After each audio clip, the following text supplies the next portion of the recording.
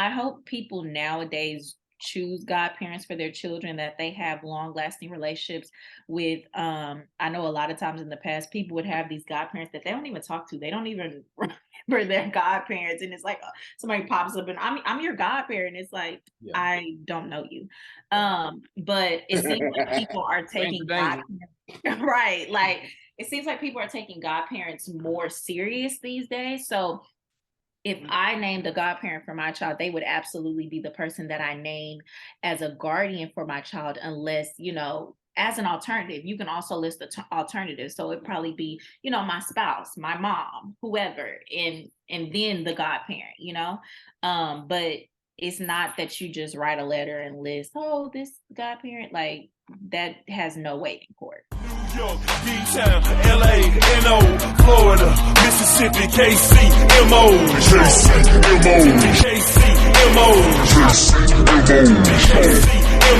Show 'em what you stand for. Show 'em what you stand for. Show 'em what you stand for. Chi-Town, Tennessee, Carolinas, Alabama, Oakland, St. Louis, Detroit, Atlanta. Show 'em what you stand for. Show 'em what you stand for. Yo, what up, everybody? Welcome to the Kings Can Move On podcast. You have your co-host, the extraordinaire, Frank the Tank. What up? What up, what up, what up, what up? And welcome back to another edition of the Kings Can Move On podcast, aka KCMO. What up, KC? What up, H-Town? Super Bowl champions, baby. What up, ATL? What up, Louisiana? What up, NYC? Chi-Town? We all over the place. What up? What's up, my guy? What's up? What's happening, brother? How you doing, man? Man, I can't complain. I'm a flex for a little bit. I'm gonna flex for a little bit. Where my stuff at? I'm gonna flex for a little bit. I'm sorry. You should have been ready. You should have stayed ready. Professional pod, but real quick, I gotta flex for a minute, just real quick. You know what it is. So the kingdom in the house. But we still toasting it up here, man. We still doing it like that. Oh, I know you is. I appreciate that too. But you know what? On a serious note, we do have a podcast to do. So I wanted to ask you, my good brother, have you or do you have a will set up? Like when you say will, are you saying like I will wake up in the morning? Not a will in a way. Not where's the will in a way. I mean, do you have like estate planning set up for your affairs? Are your affairs in order? Do you have a will, trust, any of that? Matter of fact, I do. So when I pass, my Tonka truck goes, my little toy Tonka trucks, they go to my daughter and my son. So, yep, we got it. Well, that's good. But a lot of us don't. A lot of us don't think about it. So tonight we have a guest that will actually share some information on that and help some other folks maybe get that in order. So I want to just do our guest. This is Miss Symone A. White. She's with Legal Legacy Advisors here actually it's in Sugar Land, Texas, I believe. But H-Town, you know what it is. And Texas State University in San Marcos. And real quick, Symone, I did some research, and the mascot is Boko, the Bobcat. It is. What is that? What the hell is Boko? That's just his name. It's a bobcat. Okay. Well, I'm sorry about that. But anyway, welcome to the show. Welcome. Hi. And I'm just going to do a little correction. It's Symone R. White, not A. But it's okay. You know what? Symone running it white. That's what she's saying. You know what? You know what was wrong, right? I didn't have these on. I didn't have these on. That's my bad. Correction. I'm gonna let you make it since you are still on your high from the Super Bowl. Yeah, I'm a little bit still, Yeah. Did you watch the game? I did. Okay. I did. Did you root for Chiefs? I did not, but it's okay. I had a lot of friends. It's nice to have you on the show. It's nice to have you on the program. We appreciate your time. We gotta go. Time's up. Now. But I am happy for y'all. I have a lot of friends that are from Kansas City, so I'm definitely happy for them. They deserve this. So congratulations to you Appreciate that. guys. Appreciate you. Appreciate you. So Symone, we got connected from a mutual friend. Mhm. Mr. Reddick. Shout out Mr. Mike Reddick. Let me shout you out, partner. Big Mike. Yeah. So tell us about yourself a little bit. So, like you stated, I am from Sugar Land, Texas. I've grew up here mainly. I went to school at Texas State in San Marcos. I came back home to Houston to go to law school at South Texas College of Law, Houston. It is located downtown. And I basically decided to start my own firm in 2021 after working at different firms and realizing, yeah, this is not one where the money is, nor is it where my happiness or peace of mind is. So ever since 2021, I have hung my own shingle and it's actually going great. Okay. And how long have you been? Two questions actually, two Mhm. fold questions. How long have you been practicing law? And why do they call it practicing law? Why do they say how long have you been perfecting law or something like that? Okay. So to answer your first question, I've been licensed since 2020, April 2020.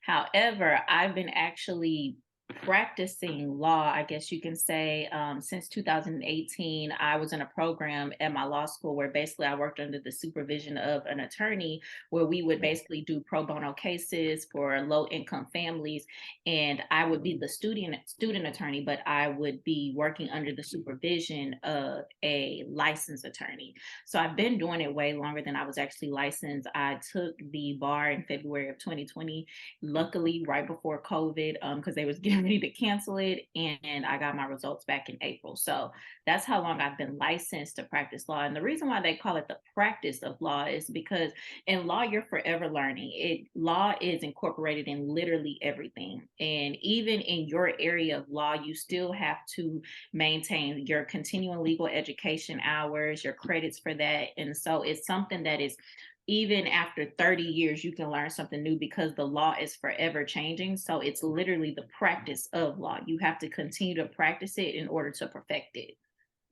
What made you even want to become an attorney in the first place? Honestly, I wanted to be a lawyer since I was a child. Like, so it's always been like an inside joke for my family. Like, people are really like amazed. Like, you did exactly what you said you were gonna do. What, the Along the Cosby Show? way, I'm sorry, what you Clear, say? clear from the Cosby Show? Literally, like I knew this is what I wanted to do, and it all came from, I can't even remember the movie, but as a child I watched a movie, or it could have been a show, and I seen a woman that was in a courtroom and she had on heels and she looked fabulous, and I was like, whatever it is she doing, I'm gonna do that. And that was kind of the persona I took on my whole life. Of course, I took a couple of detours. I did pageants as a teenager, so I got into modeling and thought, oh, I'm gonna go to California, I'm gonna just live this model life. Some things ended up happening where I had to stay back home, so that's how I ended up at Texas State. And I actually got accepted into the business college, so I was doing business, and somehow, some way, I still ended up back in pre-law. And I'm like, this is what I've always wanted to do. I don't know how I got distracted from this, but essentially I ended up in pre-law, criminal justice, and off to law school I went. Okay. And then you're practicing in the estate field. What made you even get into a field like that? What does a typical day even look like in doing something like that?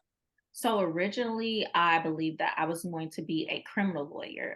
Honestly, when you have nobody around you or you have no knowledge of the law, which I'm the first attorney in my family, so I had nobody really directing me or telling me, and I didn't know an attorney, to be honest. So in my eyes, the only attorney that I knew of was a defense attorney or a prosecutor. So I believed that I was actually going to go into criminal law, and up until law school, that's exactly what I believed. And so that's why I ended up getting a criminal justice background, a degree in that, because I believe that's just what you had to have in order to get to law school. Once you get to law school, you realize you could really have any degree you want. It's just about getting into law school. And once I got there, that's when I was able to learn that law is incorporated into everything. Criminal law Absolutely was everything. everything. Mhm. So criminal law was very interesting to me. I loved it. I still love it.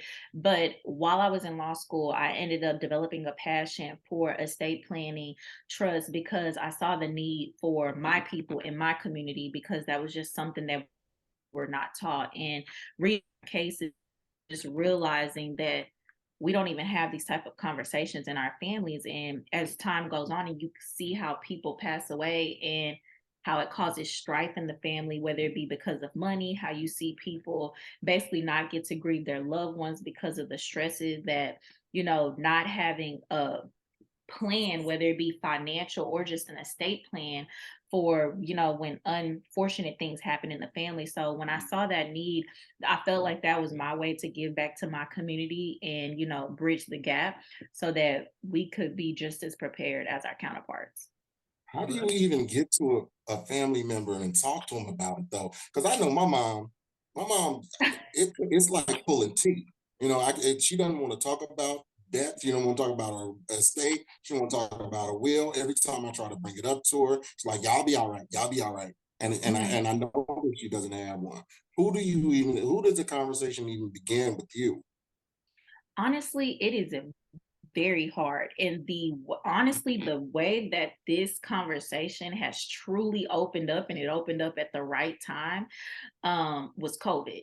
When people started Mm, passing away left and right, people were experiencing death at an alarming rate all over their families, and people were left not able to bury their loved ones. People were left with unanswered questions. And so, while this has been something very difficult to start having a conversation about, children who have elderly parents have been the ones to start the conversation, because it's like the parents are starting to see, like, okay, when their siblings and their parents are passing away, the stress that they're going through when it's big mama's house that has to be, the taxes has to be paid on it, or they're going to foreclose on it, probate and all that stuff. all of these things. And so it's like COVID really helped open up the conversation.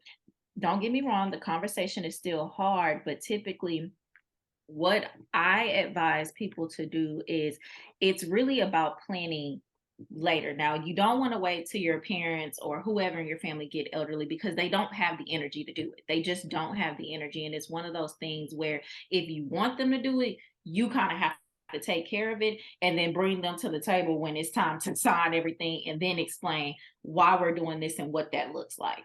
Now, when you have parents who are not as elderly, it's time to have the conversation when there's nothing major going on. So not when somebody ends up in the hospital, not when somebody's going downhill very quickly.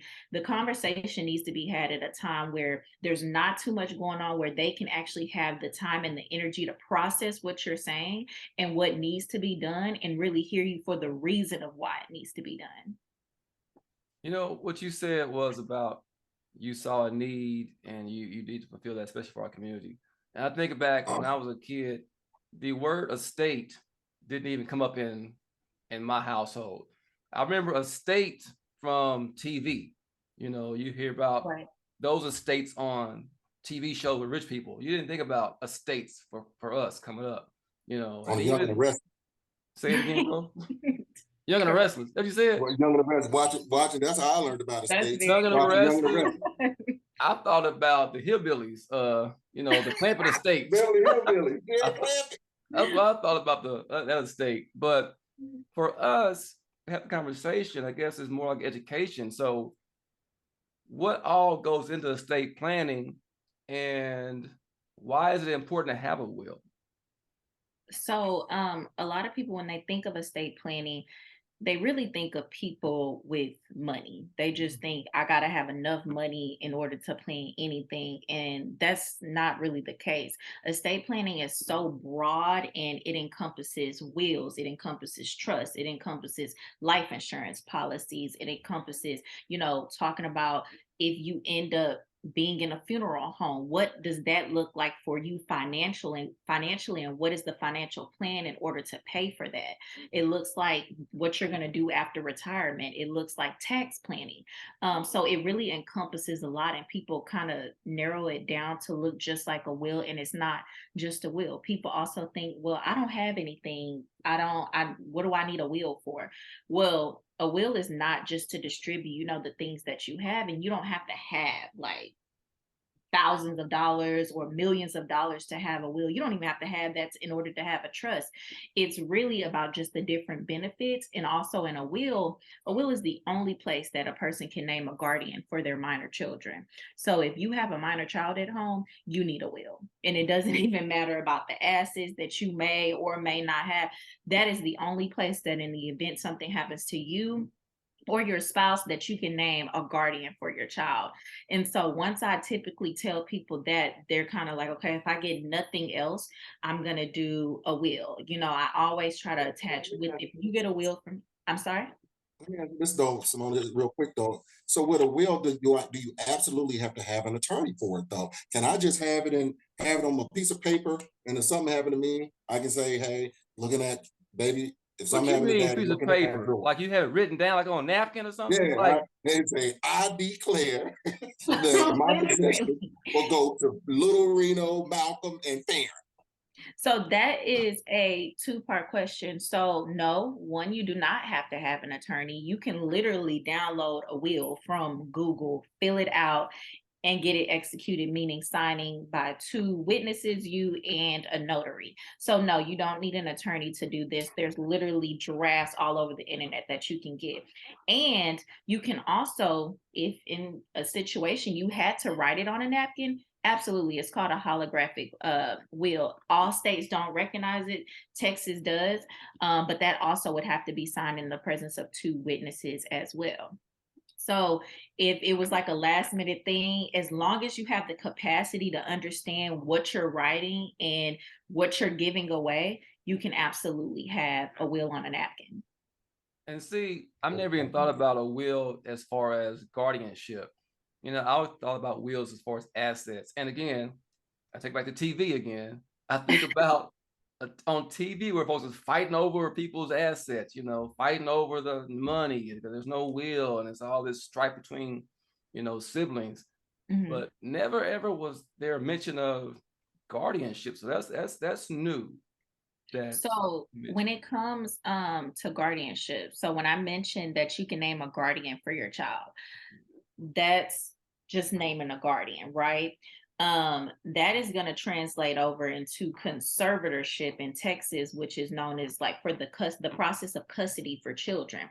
Guardianship is actually a separate proceeding, but it is also related to probate and estate planning, because guardianship is used when a person loses capacity, meaning you can wake up tomorrow and God forbid you get in a car accident and you can no longer take care of yourself. You can't bathe yourself, you can't feed yourself, which means I guess you can't pay your bills or anything like that. That would require a situation where you have a guardian appointed to you on your behalf that basically acts as if they were you, but they're acting in your best interest. This could also be in a situation for an elderly person who ends up with Alzheimer's or dementia, and they literally cannot take care of themselves. So guardianship is a guardian of the person, meaning your person, or of the estate, meaning your assets, your funds. There's actually a movie I always tell my clients to watch, especially if it's an elderly couple or individual. It's called I Care a Lot on Netflix. It has opened the conversation about guardianship wide open because people do not think that something like this can happen. But basically, if you don't already, which I call for my clients, I do a declaration of guardian, which basically says that in the event I need a guardian, this is who I'm naming that I would like to be the guardian of my person and who I would like to be the guardian of my estate. And basically, this is a declaration to the court that in the event we have to do this type of proceeding, this is what I want. 9 times out of 10, the court is going to honor it unless it's not in your best interest. So if you have somebody being a guardian of your estate, but they filed for bankruptcy, that's not in your best interest because you need somebody that's going to operate in the best interest of your assets, and somebody who doesn't have a background of good financial stability, a court is not going to honor that. But basically, this movie on Netflix. I'm sorry, go ahead. No, go ahead. Talk about the movie. I'm sorry.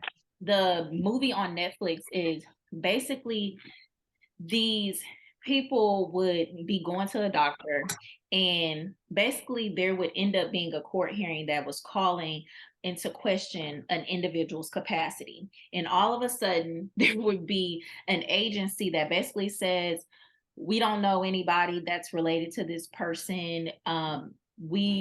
Court, you can appoint us to manage this person's person and estate.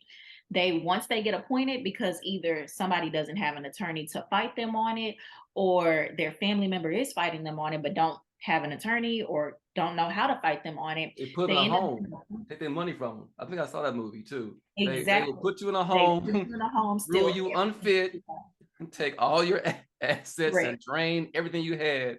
It was terrible. It was like a horrible scheme that they were doing. So that has opened up the conversation about guardianship, because people think that it can't happen, but it can.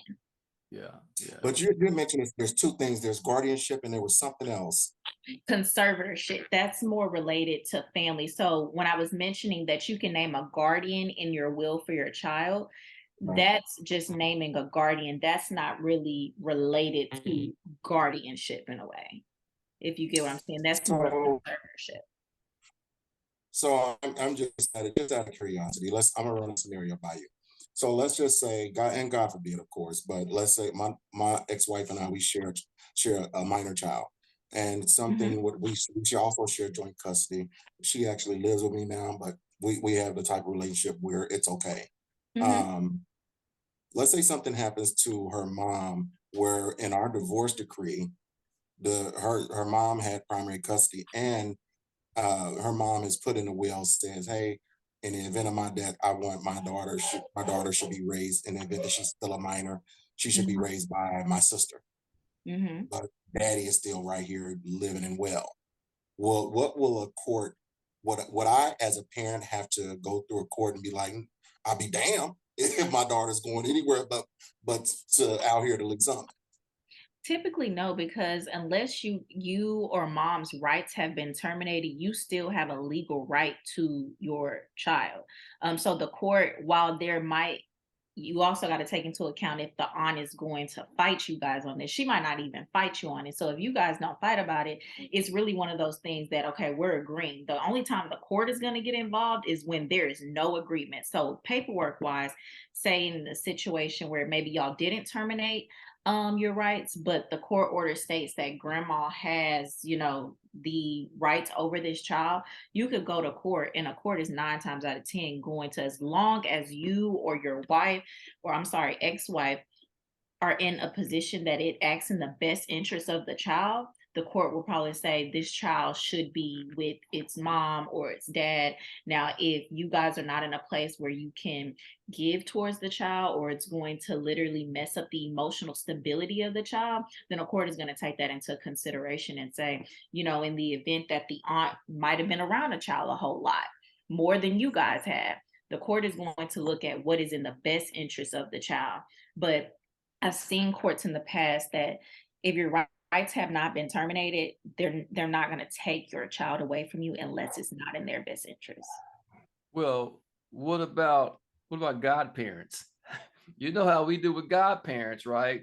Oh, if something happened to me, you the godmother, you're gonna take care of my baby, right? So, and that's not legal, right? That's nothing legal. That's not anything you can really stand on. Put it on some paperwork.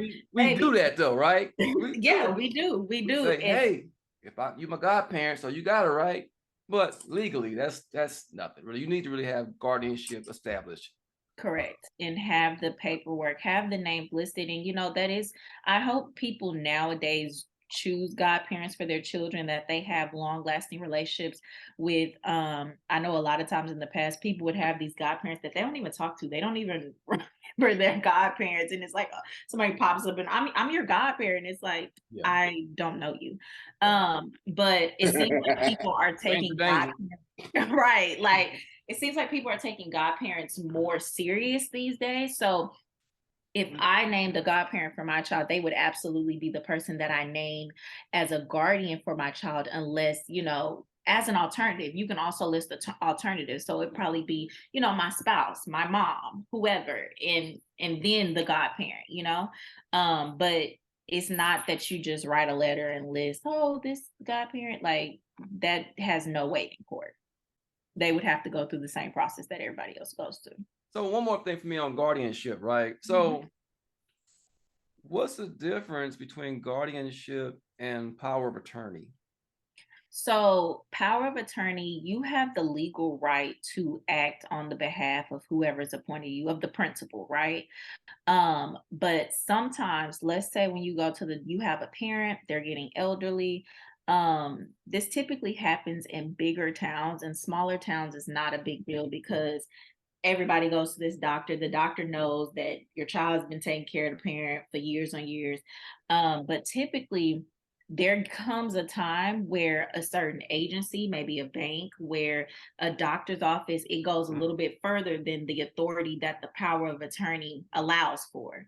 And when it comes to decision making about whether somebody has to be committed to a memory facility or a residential facility, that's beyond your medical power of attorney. That's beyond your power of attorney. And so doctors, it is usually doctors that require or advise for an individual to seek guardianship, because along with guardianship, it's not something that anybody can just wake up and say, I'm going to get guardianship over my mother. It has to be accompanied by a physician's recommendation to the court that guardianship is absolutely necessary because an individual is partially or totally incapacitated. Okay, so one more on that one. So let's say you and your siblings have, an elderly parent that is, let's say, dying, right? And let's say, would power of attorney give you, as one of the children, the right to, like, if she's on a machine in the hospital, would it give you the right to pull the plug for power of attorney, or would that require guardianship to do that? No, it wouldn't really require guardianship. That would be more so a medical power of attorney, and it would be another advanced directive where you have your do not resuscitate type paperwork, where you have, in the event this happens, pull the plug. Like I have clients that actually get very specific with, if it comes down to I have no brain activity and I'm just here, I want you to do what you have to do. So it doesn't necessarily have to be in a medical power of attorney, but it can be a different type of advanced directive that kind of follows along with the do not resuscitate order. Okay. Have you ever had to go into a hospital, say, hey, doctor, we have a legal thing to say this person cannot have the plug pulled on them. Stop what you're doing right now. Have you ever had to stop that? And I hope I never have to do that. But I have drafted those for clients just to have. A lot of my clients, I get them before they get to that point. It really bothers me when people wait till like they in the hospital and they say they're not doing good right now. And it's like, so we about to speed rush, because that makes it very hard. One thing you have to sign these documents is capacity. So if your mom is out of it or your dad is, they won't even have capacity to sign the document. Therefore, it's not valid. Is it expensive to get one of these? Yeah. To hire you? So it just depends on what you do. So I like to, whenever I do wills, I have like flat fees for when I do just a simple will for people. I'll just bill them my billable hour. I'm not going to charge you all of this time because it's going to take me less than an hour or about an hour to draft, to review, to edit, to do whatever. I do offer packages as well. So typically when I have wills, I like to go ahead. If we're going to do a will, we might as well do a medical power of attorney, a durable power of attorney, declaration of guardian, a HIPAA document. We might as well just do the whole packet, right?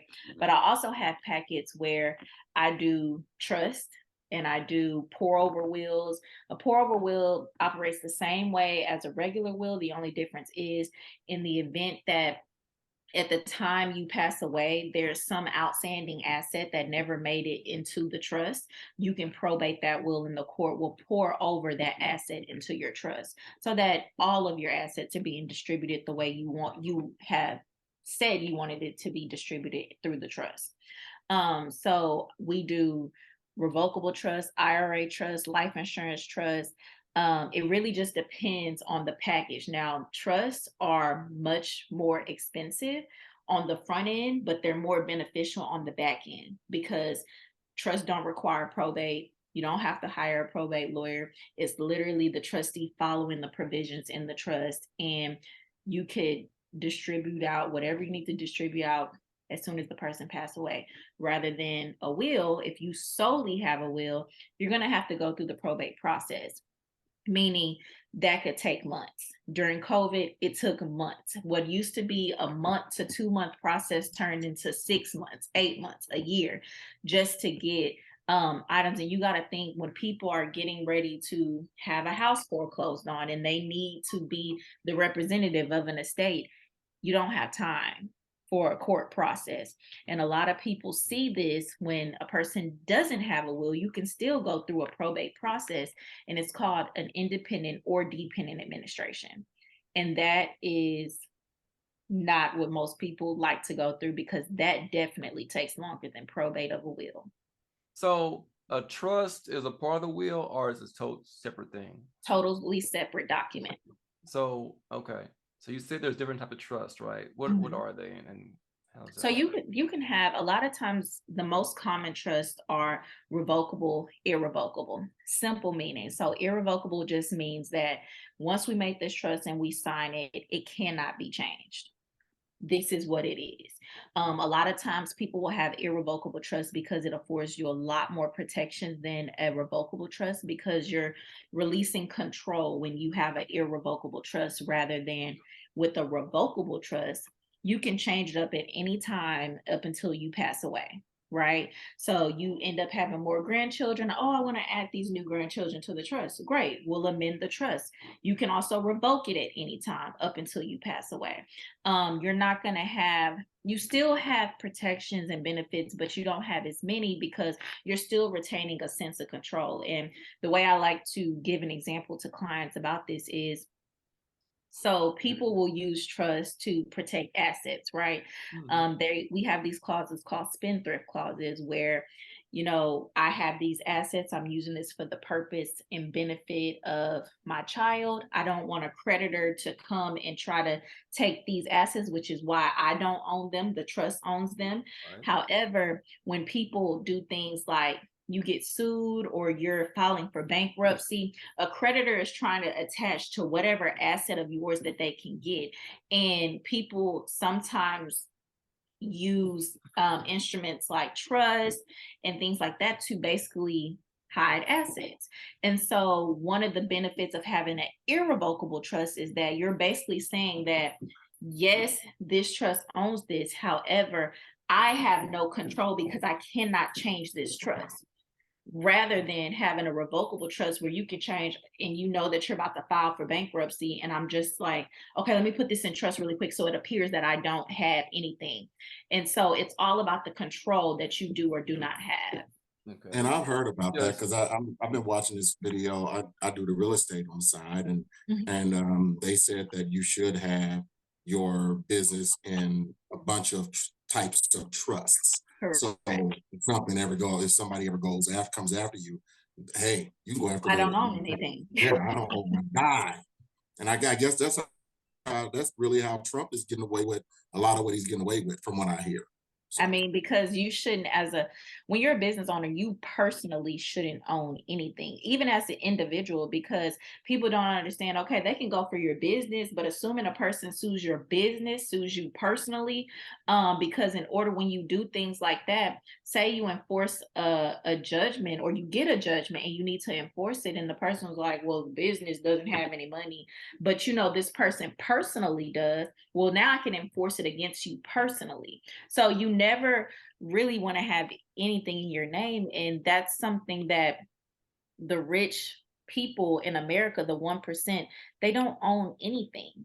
Yeah. They don't own anything. It's their trust, it's LLCs, it's other avenues that own what they have.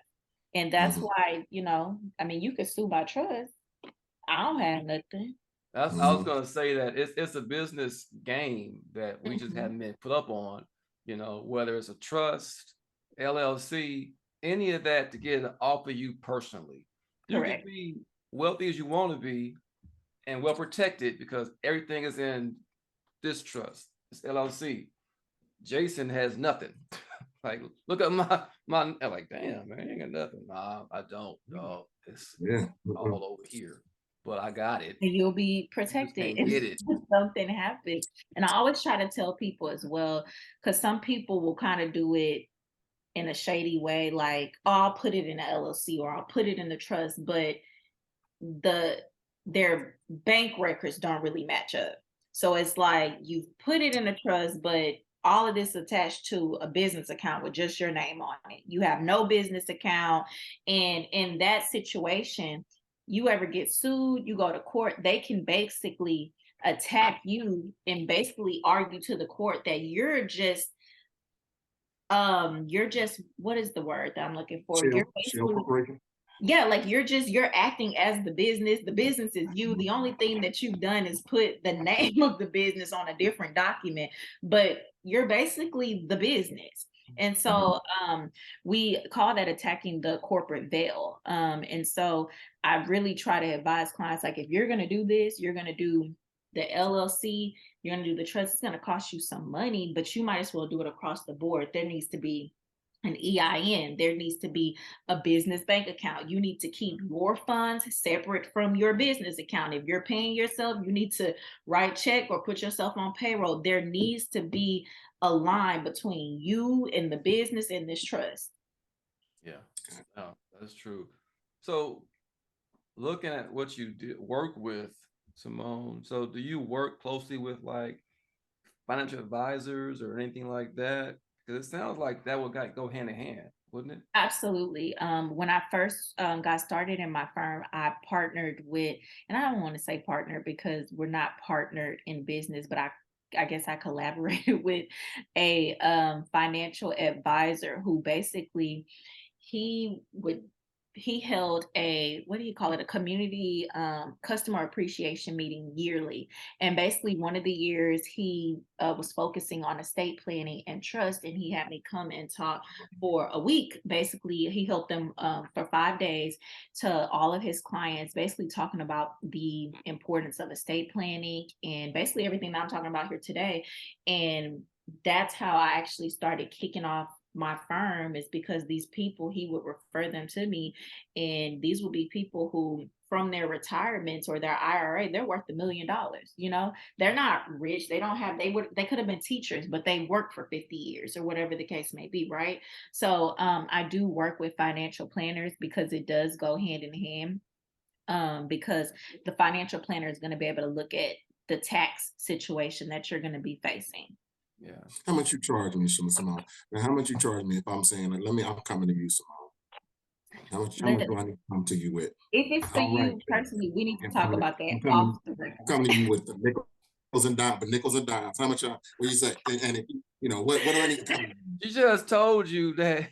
If it's for your you, situation we'll talk about it dictates off the record.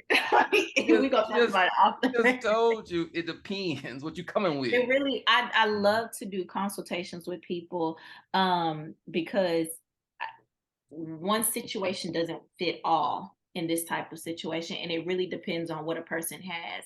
Sometimes it makes no sense for me to do a trust for a person who has no kids, that only has their house. So I'm not the attorney that's just gonna be like, oh, because I feel like everybody needs trust, I'm gonna do a trust for you. Like, it really depends on your situation, and I'm only gonna do what I feel like your situation absolutely needs and what's gonna be beneficial for your family. Yeah, no, it makes sense. It makes a lot of sense, dude. It makes a lot. So y'all can call me. So Frank, if you come into it like, man, I got $100, I need to hold this $100. She be like, you got the wrong person. I'll come there and be like, hey, I got this $100, and I'm gonna do a commercial for you. Hey, are you broke? Do you about to die? Do you not like your sibling and your mama and daddy No, is seriously. just got in a car wreck? Come on, holler at us down at Symone R. White's law office, and she will get you straight. Just for 25 payments of $59.95, we got you. Listen, and it gets even better. Is your sibling stealing money out of your mom's account? Right? Man, that It is gets really very sad. deep. I People hear that. think family law is bad. Probate is worse. Probate is where the drama is at, because people show their true colors when somebody's on the decline and when somebody passes away. And if there is any dime involved, I have seen families throw down behind houses, cars, bank accounts, life insurance policies. Ugly. It gets real ugly. But I know early on you said you started, when you started studying or going that route, you thought about criminal law, right? Mm-hmm. What made you change that? Why didn't you pursue the ugly side of the law? Because they are a bunch of crooks, slimy ass crooks. The government is foul, and you gotta have jurisdiction. We'll talk about jurisdiction. Bleep, bleep, bleep. You could argue that all attorneys got a little crook in them, but not too small. But, but I'm just saying, criminal law, and So I started out at the firm that I started out in, because I started working at a firm while I was still in law school, and I was the clerk there. She did a little bit of criminal law, and sometimes it would be interesting, and I kind of started feeling like, oh yes, this is something that I would be interested in doing. And then when things start getting real different, you dealing with felons that's on parole violation or probation violation, and they are upset that you not getting them the results that they want, but it's you literally are on parole. You had no more chances. So, dealing with that was just something that I did not enjoy, seeing men and women spaz on you. Like I'm really big on my peace of mind, and that did not make me happy whatsoever. So I kind of started taking them on the basis of, if I know somebody really well and they just need somebody, I'll do it. But I just honestly, I don't advertise it because I don't have the energy for it. Yeah. I think about like criminal attorneys, especially defense attorneys. I think you got to have like no conscience, because the things that come across your desk, you get told stuff in confidentiality that you can't tell nobody, even if that dude says, "Yeah, I did it. I killed 4 people," but you got to defend me and get me off. You have to defend them. That's because it's not. People don't understand. It's not about whether they did it or not. You have an attorney because you have constitutional rights that have to be protected.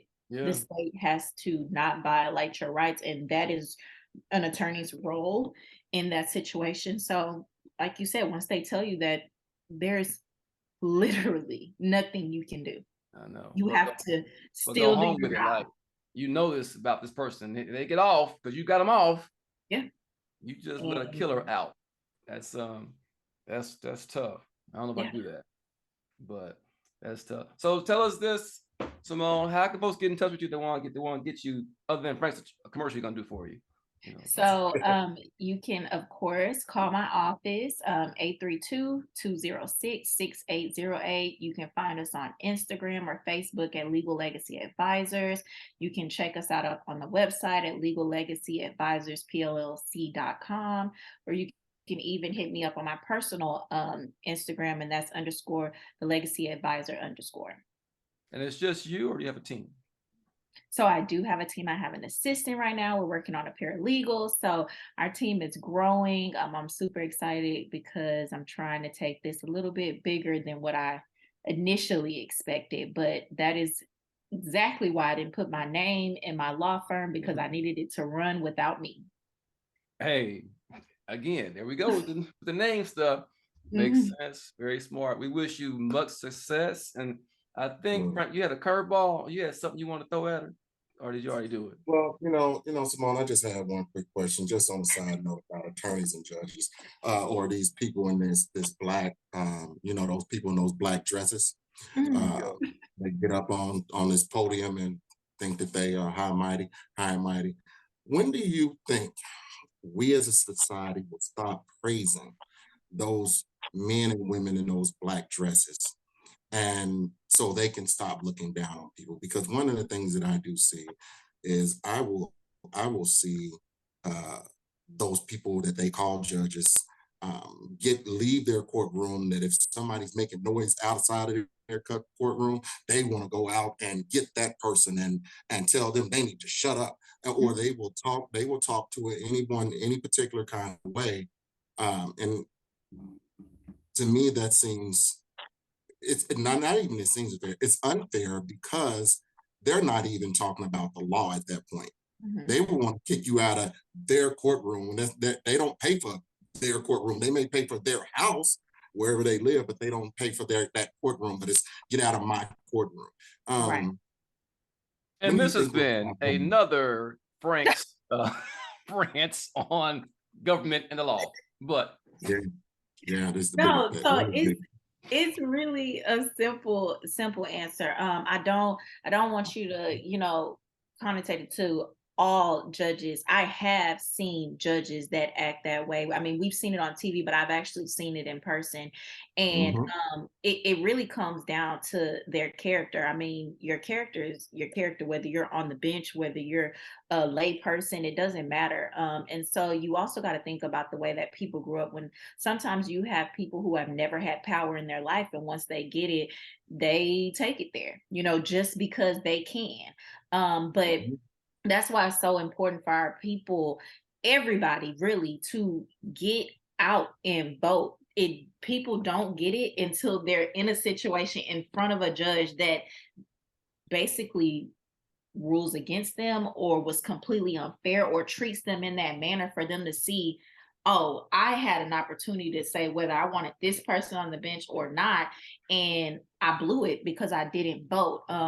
That is one of the biggest things that has been very important to me, because I've seen it with my own eyes. We do kind of, look at these people and we put them on a pedestal because they're judges, but they're really people just like me and you. That once they leave the bench, they take their robe off, and it's dress. Their dress off. Their dress. Yeah. Don't let them take you there. Don't let them do it. So it's really about the character. You're not gonna, just like there's great lawyers out there, there's bad lawyers out there. Just like there's great police officers out there, there's bad police officers out there. So it's really, to me, it's a character thing, and it's about the way you grew up and the way you carry yourself. But if you see that type of behavior, you take note and you make sure that you go vote in your local elections, because that is where it's really important, and that's the only place that you can do something about it. That's it. That's it. Well, listen, Symone, we want to thank you for coming on. We're out of time. Thank you so much. Remember, Symone R. White of Legal Legacy Advisors down here in H-Town, out in Sugar Land. Look her up. We'll also have information in the show notes so you can reach out. She's only in Texas, y'all. Thank you so much. You're only licensed in Texas, right? Yes, currently, yes. Yeah, if you need help in Texas, let me clarify that, because we are all over. And like I said before, KCMO. Yeah. I'm Lil J, that's Big Frank. As always, y'all, keep move on, y'all. Peace. New York, D-Town, LA, NO, Florida, Mississippi, KCMO.